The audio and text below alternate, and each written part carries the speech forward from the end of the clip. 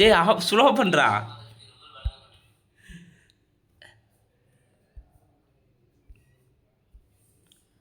அனைவருக்கும் இனிய மாலை வணக்கம்.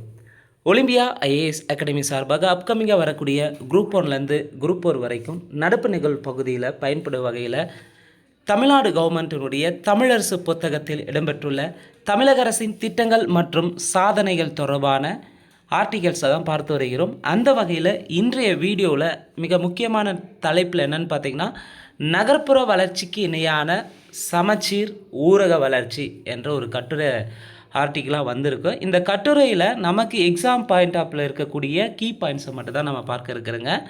ஏற்கனவே நம்ம ரெண்டு தலைப்பை பார்த்துருக்குறோங்க. ஒன்று தொல்லியல் அகழாய்வு தலைப்பு, இரண்டாவது தலைப்பு வந்து பார்த்திங்கன்னா நீதி கட்சி தலைப்பில் ஒரு ஆர்டிக்கல் பார்த்தவங்க ரெண்டாவது தலைப்பாக. மூணாவது தலைப்பை பொறுத்தவரையும் நகர்ப்புற வளர்ச்சிக்கு இணையான சமச்சீர் ஊரக வளர்ச்சி, அதாவது சிட்டிக்கு ஈக்குவலாக கிராமப்புறத்தை வில்லேஜ் ஏரியாவை டெவலப்மெண்ட் பண்ணுறத பற்றி ஒரு ஆர்டிக்கல் தந்திருக்காங்க. அதில் இந்தியாவிலேயே முன்னோடியாக வந்து தமிழ்நாடு கவர்மெண்ட் வந்து பல்வேறு கிராம சார்ந்த திட்டங்களை வந்து செயல்படுத்தியிருக்காங்க. அது தொடர்பான ஆர்டிக்கல் தான். இதில் மிக முக்கியமாக வந்து பார்த்திங்கன்னா ஒரு கூற்றை வந்து இங்கே மென்ஷன் பண்ணி சொல்லியிருக்காங்க.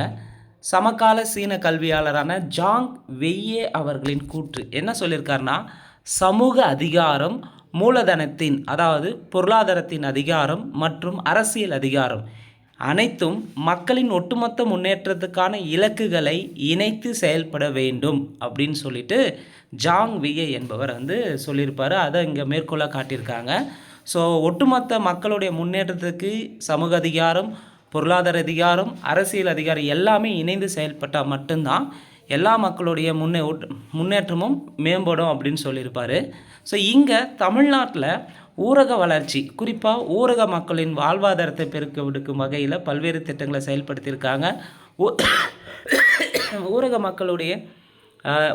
மக்களுடைய பொருளாதாரத்தை மேம்படுத்தும் வகையில் பல்வேறு ஸ்கீம்ஸையும் தமிழ்நாடு கவர்மெண்ட் டெவலப்மெண்ட் பண்ணியிருக்கு. அந்த வகையில் தமிழ்நாடு பஞ்சாயத்து என்ன பண்ணியிருக்காங்கன்னா, எளிமைப்படுத்தப்பட்ட கணக்கியல் முறை, அதாவது டிஎன் பாஸ் எனும் மென்பொருளை நிதி மேலாண்மை மற்றும் கணக்கியல் பணிகளை ஒழுங்குபடுத்த உருவாக்கியிருக்காங்க. இந்த டிஎன் பாஸ் சாஃப்ட்வேரை தமிழ்நாட்டில் இருக்கக்கூடிய எல்லா பஞ்சாயத்துக்கும் வந்து இம்ப்ளிமெண்ட் பண்ணியிருக்காங்க. அதுதான் இங்கே முக்கிய சிறப்பம்சம்.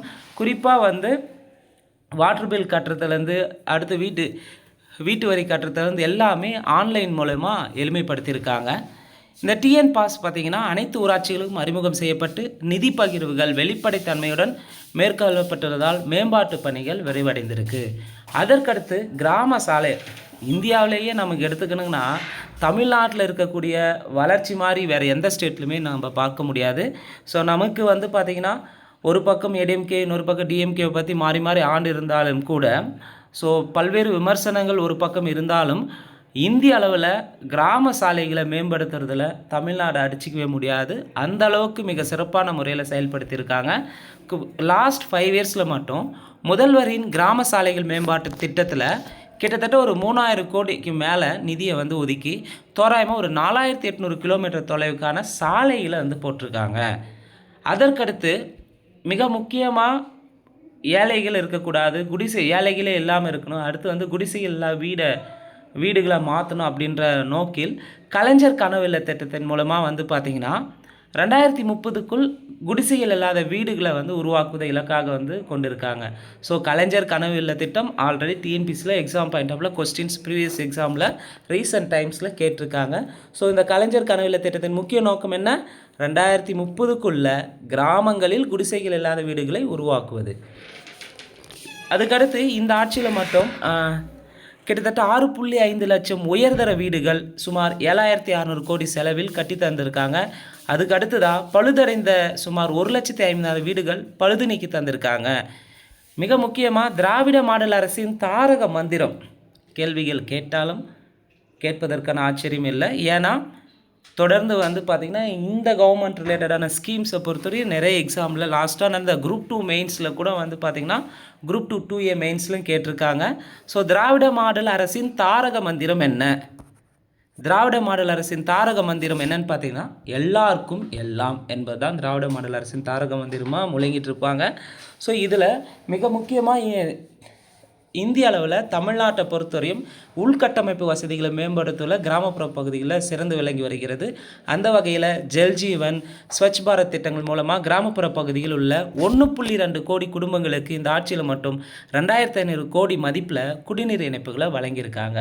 நம்முடைய ஒவ்வொரு கிராமப்புற பகுதியில் வந்து ஜல்ஜீவன் மிஷன் கீழே வந்து வீட்டுக்கு வீடு கனெக்ஷன் தந்திருப்பாங்க. மிக முக்கியமாக பார்க்கக்கூடியது. அதே போல் திறந்தவெளி மழை கழித்தலற்ற சூழ்நிலையை இலக்காக கொண்டு ஸ்வச் பாரத் திட்டத்தின் கீழ் 3.1 லட்சம் தனிநபர் கழிப்பறையை கட்டியிருக்காங்க. இது இல்லாமல் 2000 பொது கழிப்பறைகளும் 1300 கழிவுநீர் சேகரிப்பு வாகனங்களும் 100 கோடி மதிப்பில் செயல்படுத்தியிருக்காங்க. அடுத்து, கிராமப்புற மக்களின் பொருளாதார வளர்ச்சியின் அடித்தளமாக இருப்பது 100 நாள் வேலை திட்டம். கிராமப்புற மக்களின் பொருளாதார வளர்ச்சியின் அடித்தளமாக இருப்பது 100 நாள் வேலை திட்டம் என்று அழைக்கப்படும் மகாத்மா காந்தி ஊரக வேலைவாய்ப்பு உறுதி திட்டம் தான் ஆகும். இந்த திட்டத்தை பொறுத்தவரை 4 ஆண்டுகளில் 45,000 கோடி மதிப்பில் 110 கோடி மனித உழைப்பு நாட்கள் பயன்படுத்தப்பட்டு தமிழ்நாடு முதன்மை மாநிலமாக திகழ்கிறது. ரொம்ப முக்கியமானதுங்க. ஸோ மகாத்மா காந்தி ஊரக வேலைவாய்ப்பு திட்டத்தை இந்தியாவிலேயே சிறப்பாக செயல்படுத்திய மாநிலம், முதன்மையான மாநிலம் தமிழ்நாடு தான். ஏன்னா 4 ஆண்டுகளில் 45,000 கோடியை வந்து பயன்படுத்தியிருக்காங்க. கிட்டத்தட்ட 110 கோடி மனித உழைப்பு நாள்கள். ஸோ ஒரு பொதுவாக கிராமப்புற பகுதிகளில் மக்களுடைய அடிப்படை பொருளாதார ஆதாரமாக இருப்பது இந்த 100 நாள் வேலை திட்டம் என்று அழைக்கக்கூடிய மகாத்மா காந்தி ஊரக வேலைவாய்ப்பு திட்டம் தான். இதில் வந்து பார்த்திங்கன்னா இதுக்கு முழுமையான நிதியை வந்து சென்ட்ரல் கவர்மெண்ட் கொடுத்தாங்களா அப்படின்னு பார்த்திங்கன்னா கொடுக்கல.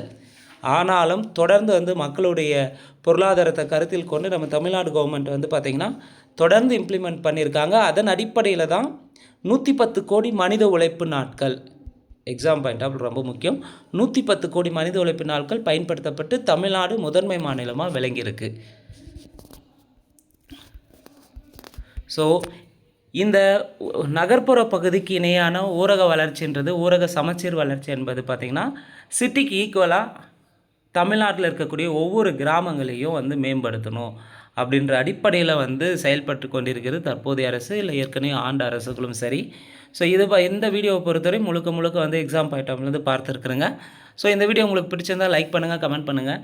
மறக்காமல் டிஎன்பிஎஸ்சி குரூப் 1 எக்ஸாமுக்கு ப்ரிப்பேர் பண்ணுற உங்கள் ஃப்ரெண்ட்ஸ்க்கு ஷேர் பண்ணுங்கள். இந்த நகர்ப்புற வளர்ச்சியில் நமக்கு என்ன கண்டென்ட் இருக்குதுன்னு பார்த்தீங்கன்னா, ஒன்று மகாத்மா காந்தி ஊரக வேலைவாய்ப்பு திட்டத்தில் கேட்டிருக்காங்க, அது ஒரு கீ பாயிண்ட்டு. அடுத்து வந்து ஸ்வச் பாரத் மிஷன் கீழே இந்த தமிழ்நாட்டில் எந்த அளவுக்கு வந்து உள்கட்டமைப்பு ஏற்படுத்தியிருக்காங்க. அதற்கு அடுத்து வந்து பார்த்திங்கன்னா டிஎன் பாஸ் என்ற சாஃப்ட்வேரை வந்து இம்ப்ளிமெண்ட் பண்ணியிருக்காங்க. இதெல்லாம் தான் முக்கியமான பாயிண்ட்டாக இருக்குது. இது தமிழ்நாடு நிர்வாகம், அட்மினிஸ்ட்ரேஷன் ரிலேட்டடான ஏரியாவில் கேட்பதற்கான வாய்ப்புகள் அதிகமாக இருக்குது. அதே போல் ஒலிம்பியா ஐஏஎஸ் அகாடமி சார்பாக அப்கமிங்காக வரக்கூடிய குரூப் 1 எக்ஸாமுக்கான ஃப்ரீ டெஸ்ட் சீரிஸ் போயிட்டுருக்குதுங்க. எவ்ரி சண்டே வாரம் ஒரு தேர்வு நடத்தப்பட்டு வருகிறது. இந்த தேர்வில் கலந்து கொள்ள விருப்பம் இருக்கிறவங்க டிஸ்கிரிப்ஷனில் டெலகிராம் சேனலுக்கான லிங்க் தரப்பட்டுள்ளது, தேவையானவங்க ஜாயின் பண்ணிக்கோங்க. அதே போல் ஏற்கனவே நாம் 2 தலைப்புகளை பார்த்துருக்குறோங்க. முதல் தலைப்பு வந்து தொல்லியல் அகழாய்வுகள், 2வது தலைப்பு வந்து பார்த்திங்கன்னா நீதி கட்சி தொடர்பான மிக முக்கியமான குறிப்புகளை பார்த்துருப்புங்க. அந்த 2 வீடியோவை பார்க்காதவங்க டிஸ்கிரிப்ஷனில் அதுக்கான பிளேலிஸ்ட்டுக்கான லிங்க் தரப்பட்டுள்ளது, பார்த்துக்கோங்க. நன்றி, வணக்கம்.